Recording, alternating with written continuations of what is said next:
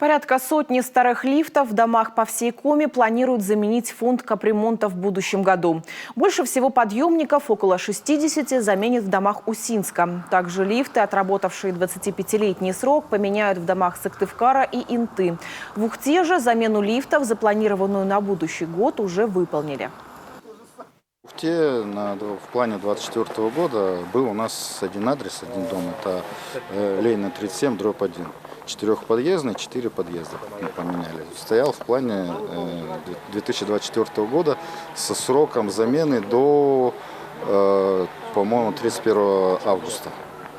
Но подрядчик подсуетился, вышел пораньше, сделал все 4 лифта к Новому году как подарок. Подарок, проект, самооборудование и замена 4 лифтов обошелся в сумму более 9 миллионов рублей. Напомним, что по регламенту Таможенного союза лифты, отработавшие 25 лет, отключают. Подъемники, выработавшие свой ресурс, должны отключить уже в феврале будущего года. Остаться с неработающими лифтами рискуют жильцы домов, которые отчисляют взносы на капремонт на спецсчет, а не в фонд регионального фонда капремонта, и не успевают собрать нужные суммы.